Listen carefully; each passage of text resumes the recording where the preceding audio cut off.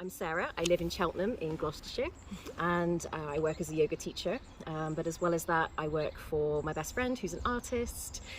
In my spare time I love hiking and I do lots of crafty things, so cross stitch and knitting, and yeah, that's kind of me really. I'm quite a homebody. Lovely. And why did you decide to go into yoga teaching? So I spent 15 to 20 years working in offices, and I just found that it never really sort of clicked with me. You know, everything was fine and the companies were good, but it just didn't feel right. I started doing yoga through my running club, so when I used to run, and actually I really loved doing yoga and found that after a few years it was the thing that I kept going back to, so decided to do my yoga teacher training. And I loved it so much, and it was the thing I looked forward to every month, so I decided to pack in my job and become a yoga teacher. So a bit of a, yeah, it was a bit of a sort of a random thing that just kind of happened, and I planned it, but it was very scary to just stop being full-time and go straight into self-employment. Yeah. But it's paid off now? It has. I mean, I went self-employed in January 2020, so as you can imagine, with things that have happened the last few years, it's been a bit up and down, but I'm doing fantastically, and I've got some really great people that I work with, so it was absolutely the right decision to make. Fantastic. Yeah. Now, one thing that we love with Active Gloucestershire and We Can Move is the fact that you specifically market yourself as an accessible yoga teacher. Do you want to talk a little bit more about that? Yeah, so right from the get-go it was really important for me that my sessions were going to be inclusive and accessible. I think that a lot of people hear the word yoga and they think of, you know, handstands on beaches, really flexible sort of gymnastic moves, and that's really not what yoga is. So for me, yoga is about taking time to connect with your body, connect with your mind. I've learned so much about myself through doing yoga, and it's not about all of that fancy stuff. You see, that's one part of it for some people, but actually it's much more about that connection and also about community. And so I think that's why making it accessible for everybody was really important. Like, you don't have to be, you know, thin, able-bodied, you know, a certain sort of class. It really is for everybody to be able to do it. And so I did specialist accessible yoga training as well as my yoga teacher training, so that I could learn to make it accessible for everybody. Fantastic. And what sort of things did you learn in that part of the training that was different to the start of your training that was very just mainstream, I guess. Mainstream. Yeah. So the main thing is using props to help with postures. So props can be anything from yoga straps and yoga blocks to a chair or even a bed. So I teach chair yoga and I teach bed yoga. So it's really about using those things as props to help people get into the posture and make it work for them. So a posture that might traditionally be a standing balance, you can still do it while you're lying down in a bed. It's just about, you know, working with your body in that way. So that's kind of helped me to share bed yoga with people and yoga from a chair, whether it's seated or standing. And it's also incorporates a lot of visualization. So I've done that in a few of my classes where we visualize the movements rather than actually doing them, and that can be almost just as beneficial as doing the movements themselves as well. And who are these sessions and movements for specifically? Do you have a target market? Is it for everyone and anyone? Yeah, at the moment my chair yoga class that I run is mainly attracting people that have maybe arthritis, or some of them have long COVID, or they've had surgery and they're wanting a practice that doesn't involve getting up or down off the floor. I have a private client who has quadriplegia cerebral palsy, and we practice together once a week, so that's very floor based and also meditation focused as well. We also do some work in her wheelchair as well, so we can do wheelchair yoga. I have worked with community groups where people come together and you've got some people using a chair, some people in a wheelchair, and doing the movements together. So it can be for any age.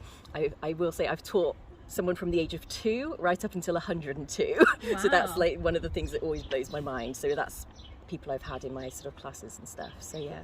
Fantastic. So you talk about making sure these are inclusive, and obviously through that you do work with people with disabilities. So part of what we're looking to achieve here as part of the Who Says campaign is challenging perceptions around disability physical activity in whatever form that physical activity is. For you, it's yoga. So the first perception that we matched up to what you do is that we're looking to challenge is it's not a real sport if you have to adapt it. Yeah. So what are your thoughts on that? So my thoughts on that are absolutely not true. So again, it comes back to that thinking that yoga is handstands and advanced yoga is contorting your body and pushing your body further, and actually it's about sort of being able to meet your body where it is on that day. And I don't mind if anyone's using a chair, a wall, a bed, like it's still yoga. It doesn't make it any less of a yoga practice. It doesn't make it any better. It doesn't make it any more advanced. And I think we need to move away from this idea of like sort of stages and advanced, and actually if you're there and you're in the space and you're breathing and you're moving in a way that feels good for you, you're practicing yoga as far as I'm concerned. It doesn't matter how you adapt it. The whole point is that you adapt the poses to fit your body. You don't change your body to fit the poses. I love think, that. Yeah, that's really that important. So much. Yeah. That should be like the headline. Yeah. So the other perception that we are looking to challenge that we also identified was that everyone can't take part together. Do you want to expand a little bit more on this conversation? So this is still, it's definitely something I think that everybody should be able to take part together. I'm yet to bring my dream into reality. So I know other yoga teachers, many of them who are in the States, that teach sort of mixed classes. So some people use a chair, some people use a wall, some people do it from the floor. At the moment, my classes tend to be one thing, so it's either a chair class or a floor-based class or a standing class, and my dream is to have a class where everybody can practice together regardless of what props that you're using. So, and I know that it works, I've seen it work, I've done it in my training, and I just want to kind of create that space where it doesn't matter. What's stopping you from creating that space? Is it facilities? Yeah, I think at the moment it's facilities, and it's also a lot of people still think that yoga is a certain thing, and so I think it's just trying to spread the word that there is so much more to it. Yeah. And I think people that come to sort of my chair class, for example, realise that actually they still get a really lovely practice even though it's using a chair, and actually there's no reason why we couldn't incorporate that into a standing class as well, and so a class where just anybody can come and practice yoga together. So I think that's my goal, and I know it's possible, I've seen it done, so that's something that I really want to try and do more of, these sort of mixed classes where it doesn't matter what your situation is, you can come and you can practice with a group of people. Fabulous. Yeah. And so maybe finally, we'll see how this question goes. What is next for Accessible Yoga with Sarah?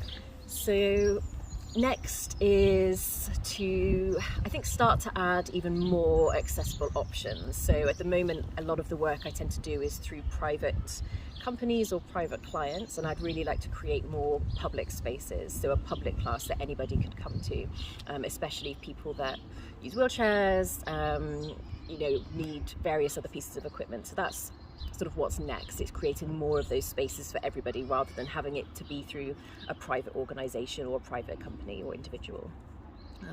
And I think, working towards those mixed classes where everybody can come, that's like the dream. Fabulous. So, yeah. And so I'm going to make this the final question. Okay. So we decided to meet today to talk about the Who Says campaign, and this is what the Activity Alliance is a campaign, that the Activity Alliance have created to help challenge negative perceptions, of disability sport for young people. What are your thoughts in general about what's available for young people, what people might think about adapted physical activity, just what are your thoughts in general? Just speak it out. I think much more of it is needed. I think that's the thing, is I know that there are great people out there doing great things, but I think we need more of it, and I think I would love to see more people sharing more accessible yoga, especially in Gloucestershire. I'd love to see more chair classes popping up. I'd love to see more promotion around it. But I think it's a really important campaign because it is important that we sort of tackle those negative perceptions, because I think a lot of people don't equate disability with being active, and actually of course they go together, and it's one of those things where we need to sort of show everybody. I think it's a really important campaign. I had trouble thinking of some of the perceptions, because I was like, I do that one, I do that one, I'm that one as well. I was thinking about, I know some yoga teachers who are wheelchair users, and they teach classes even though they're a wheelchair user themselves, and they can teach for anybody, and so you can be a teacher, it doesn't stop you from doing those things. So know there's one perception about being a leader, and we need more of that. Yeah. So thank you very much for your time, and we can't wait to see what's next. perfect. Thank you.